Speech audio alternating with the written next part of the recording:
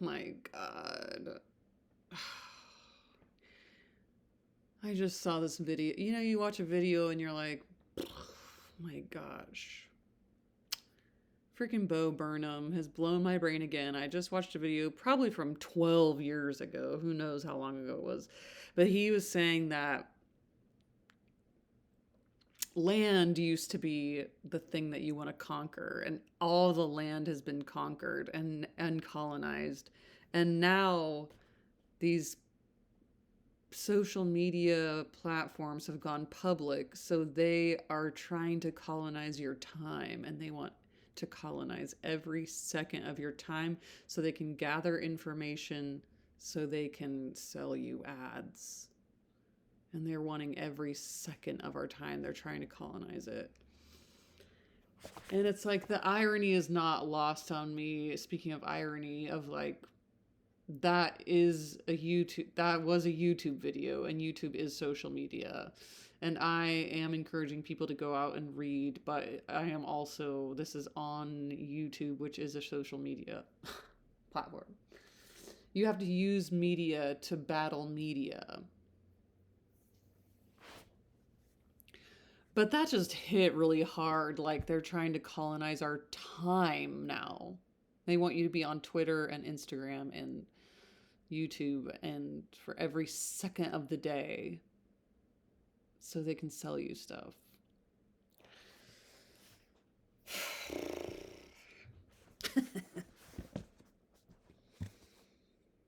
They got me. But I don't really like to buy stuff from the internet, you know. That's what I try not to do that.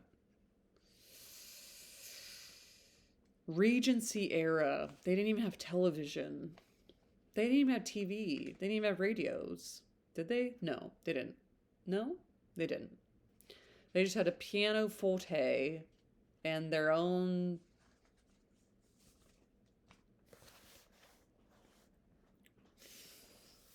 All right. Today, sorry, I'm Emily, and I'm reading a book called Emma by Jane Austen, who is an incredible author. And I've read 3 of her 6 books so far. I've read Mansfield Park and Sense and Sensibility and Pride and Prejudice. And I'm just delighted by how incredible she is. And it's blasted open this English literature door for me, where I've kind of always been interested in literature, but I've also very much in college was like, leave these dead writers alone. Why are we asking why they wrote the word the? Can we just leave it alone and just love it for what it is? And just, why are we analyzing it to death? But now I really think it's impressive when people are like, oh my God, there's so much just in that one sentence. I could do a whole 4-hour YouTube discourse video about this one sentence. It's incredible. So far, I feel like she's gotten into definitely psychology, human psychology, behavior analysis. She's gotten into Buddhism and Hinduism. But my little understanding of those, she loves the Bible, she seems it's incredible. So we're on chapter 16 of Emma. And we just had to ride a carriage home. It was just Emma and Mr. Elton. And they were in the carriage alone, and Elton was professing his absolute love for Emma. He's only had eyes for her. He doesn't even care if Harriet Smith, is dead or alive. And that's who Emma thought Mr. Elton was absolutely in love with this whole time. Boy, was she wrong. So I've been told by certain YouTube videos that we need to read this like a mystery, and there's little clues. And we're reading it from Emma's perception of how she thinks of herself, and then other characters' perceptions of what's actually going on. And somewhere in there is reality. And things are withheld from us that we sort of have to figure out. So I've seen the movies, but I had never read this book. So I'm excited to read the actual contents of this book. Chapter 16. The hair was curled, the maid sent away, and Emma sat down to think and be miserable.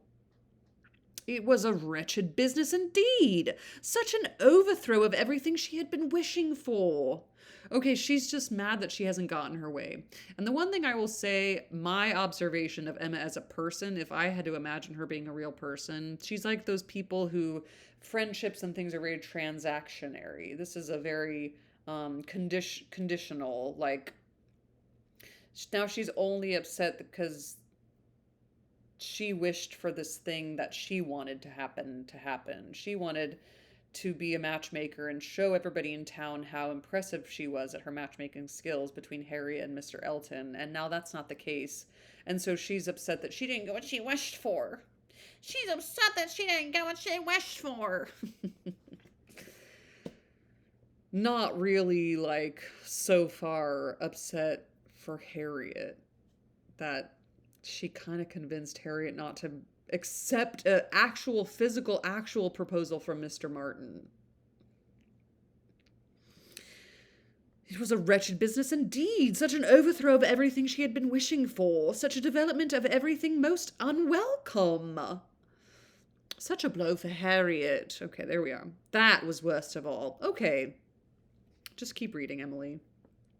Every part of it brought pain and humiliation of some sort or other, but compared with the evil to Harriet, all was light, and she would gladly have submitted to feel yet more mistaken, more in error, more disgraced by misjudgment than she actually was, could the effects of her blunders have been confined to herself. Blunder. There's a word that I've been told to clock. Blunder, folly, and seemed.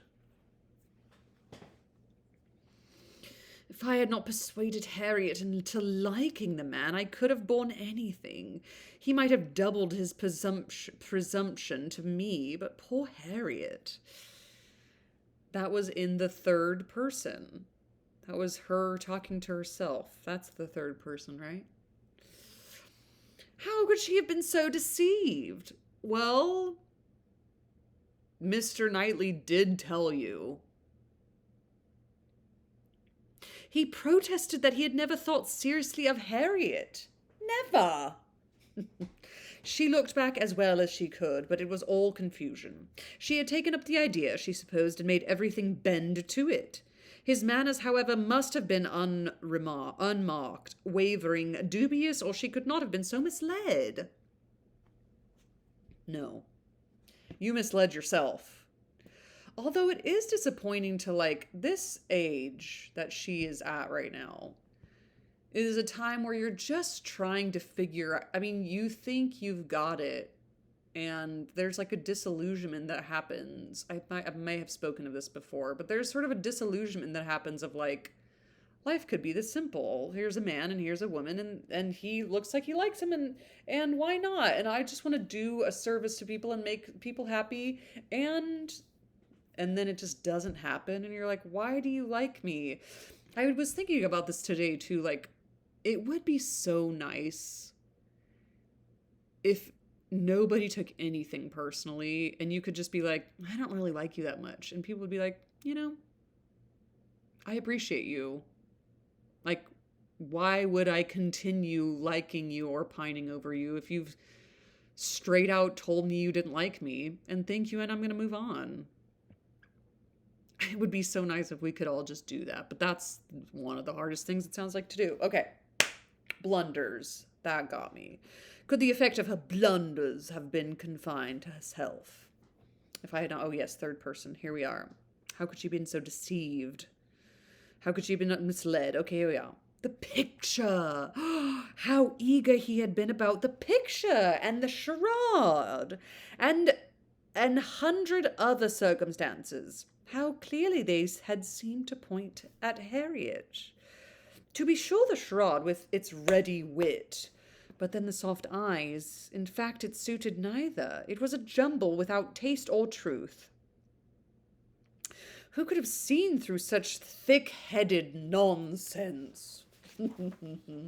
Certainly she had often, especially of late, thought his manners to herself unnecessarily gallant, but it had passed as his way, as a mere error of judgment, of knowledge, of taste, as one proof among others that he had not always lived in best society, that with all the gentleness of his address, true elegance was sometimes wanting. But till this very day she had never, for an instant, suspected it to mean anything but grateful respect to her as Harriet's friend. To Mr. John Knightley she was indebted for her first idea on the subject, for the first start of its possibility. There was no denying that those brothers had penetration. She remembered that Mr. Knightley had once said to her about Mr. Elton, the caution he had given, the conviction he had professed that Mr. Elton would never marry indiscreetly, and blushed to think how much truer a knowledge of his character had been there shown than she had reached herself. It was dreadfully mortifying, but Mr. Elton was proving himself, in many respects, the very reverse of what she had meant and believed him. Proud, assuming, conceited, very full of his own claims, and little concerned about the feelings of others. Is this something that is about Emma, that Emma is talking about somebody else, but we're like, actually, that's you? But is Jane Austen saying that's actually us, and we just need to be wary of that in ourselves? Okay, English lit. I'm catching on. I can catch on. Contrary to the usual course of things, Mr. Elton's wanting to pay his addresses to her had sunk him, in her opinion. His professions and his proposals did him no service. She thought nothing of his attachment and was insulted by his hopes. He wanted to marry well, and having the arrogance to raise his eyes to her, pretended to be in love, that she was perfectly easy as to his not suffering any disappointment that need be cared for. There had been no real affection either in his language or manners. Sighs and fine words had been given in abundance, but she could hardly devise any set of expressions or fancy any tone of voice less allied with real love. She need not trouble herself to pity him. He only wanted to aggrandize and enrich himself, and if Miss Woodhouse of Hartfield, the heiress of £30,000, were not quite so easily obtained as he had fancied, he would soon try for Miss Somebody Else with 20 or with 10. Okay, I just need to look this up because this is my question last time and I simply don't understand it. How is it that Emma was to inherit £30,000? Jane Austen. Well, I guess Georgiana was supposed to inherit some money too, right? Or was that just in the movie? A dowry. Oh, wait. Mr. Woodhouse, okay. From her father. Mr. Woodhouse, not through a specific dowry, but as a part of his overall estate. Pamela Wallen notes that Emma will inherit when her father dies. While it's not set up as a dowry for a potential marriage, it's a substantial fortune. According to Jasna, Jane Austen's Society of North America, which would be a considered asset according to Jasna, especially in the context of the 19th century social structure where wealth was a significant factor in marriage proposals. How is it that, wouldn't it just go to, there's no cousins or anything anywhere? There's no cousins that it's entailed to? The bank's not going to take it because she's a woman? Okay. I'll have to, we'll put a pin in that and circle back because I don't get it. But that he should talk of encouragement, should consider her as aware of his views, accepting his attentions, meaning, in short, to marry him, should suppose himself her equal in connection or mind, look down upon her friend, so well understanding the gradations of rank below him, and be so blind to what rose above as to fancy himself showing no presumption in addressing her, it was most provoking. Perhaps it was not fair to expect him to feel how very much he was inferior to her in talent, and all the elegancies of mind. Whoa. The very want of such equality might prevent his perception of it. But he must know that in fortune and consequence she was greatly his superior. He must know that the Woodhouses had been settled for several generations at Hartfield, the younger branch of a very ancient family, and that the Eltons were nobody. Oh, and Emma, my God. Okay, yeah, so how is this inheritance not gonna go, like, what is Isabella getting, and how is it not going to her husband? I'm still unclear. Okay, I'm getting distracted. The landed property of Hartfield certainly was inconsiderable, but being but a sort of notch in the Downwell Abbey estate, to which all the rest of Highbury belonged. But their fortune from other sources was such as to make them scarcely secondary to Donwell Abbey itself in every other kind of consequence, and the Woodhouses had long held a high place in the consideration of the neighbourhood which Mr. Elton had first encountered not 2 years ago, to make his way as he could without any alliances but in trade, or anything to recommend him to notice but his situation and his civility. But he had fancied her in love with him. That evidently must have been his dependence.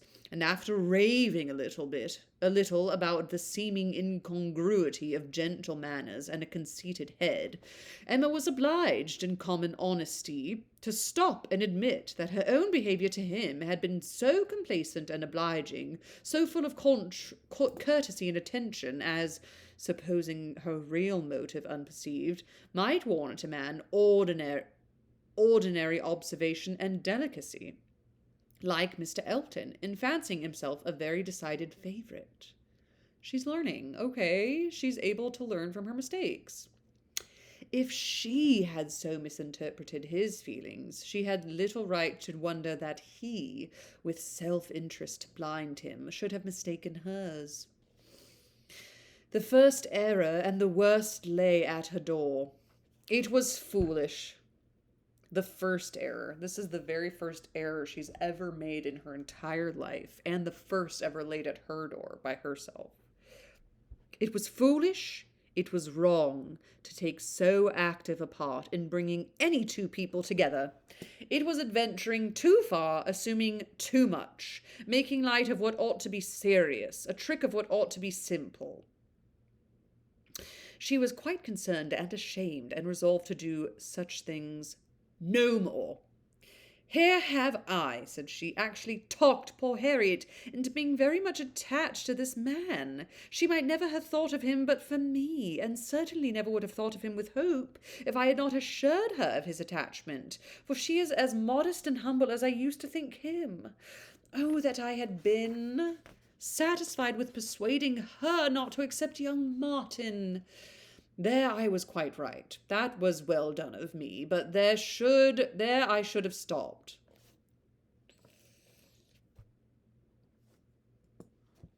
That wasn't well done of you, Emma.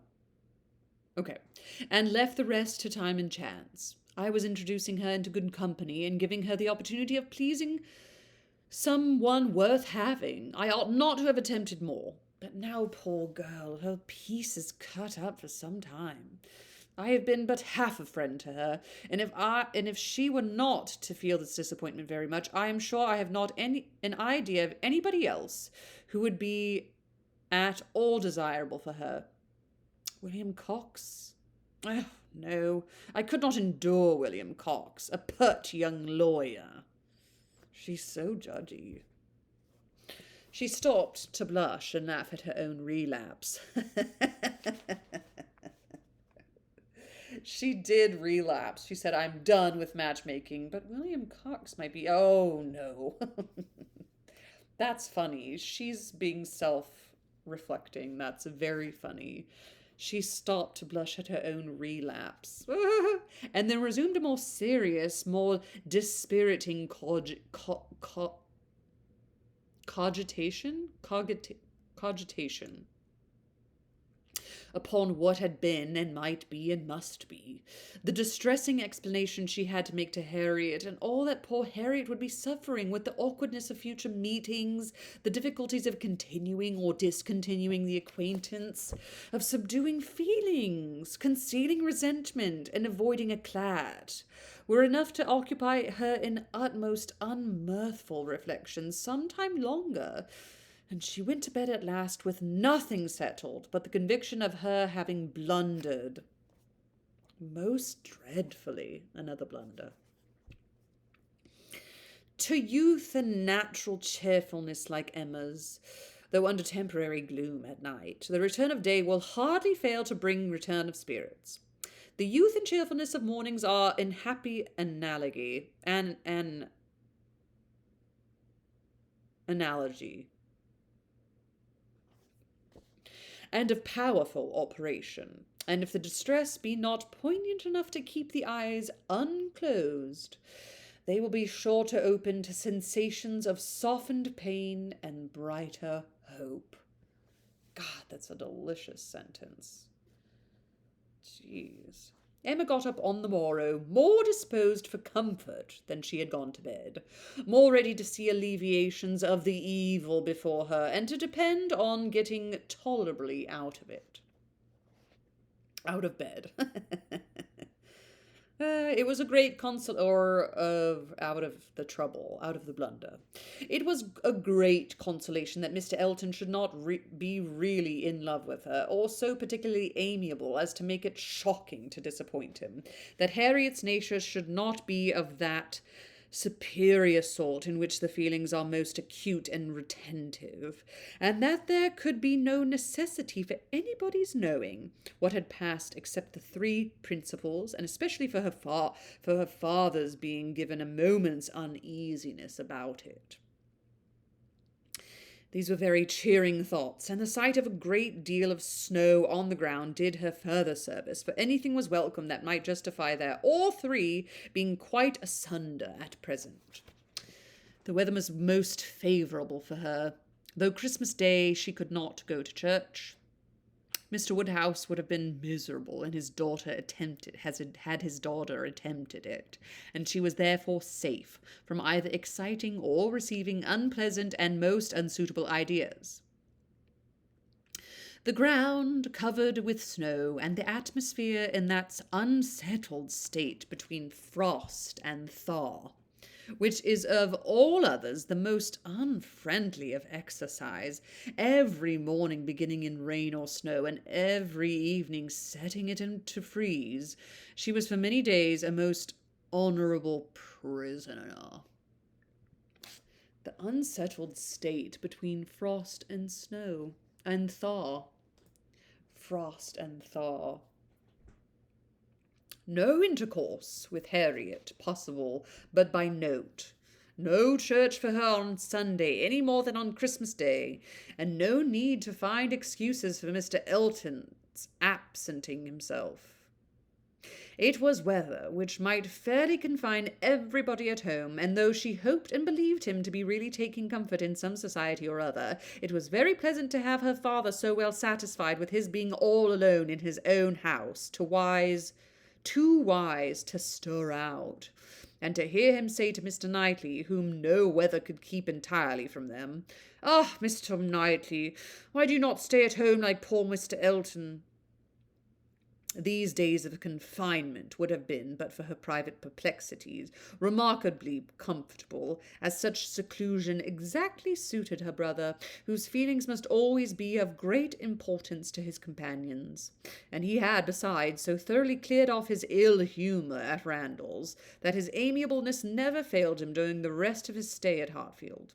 He was always agreeable and obliging, and speaking pleasantly of everybody.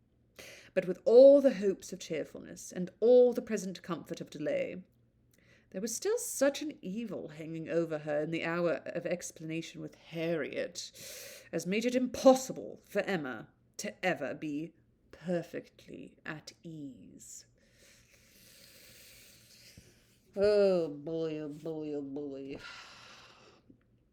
Something overhanging you like that is just the worst. You just want to get it over with. And these days you couldn't just call somebody up, or you just had to like wait until the snow is done to see the person. My goodness gracious. What a time.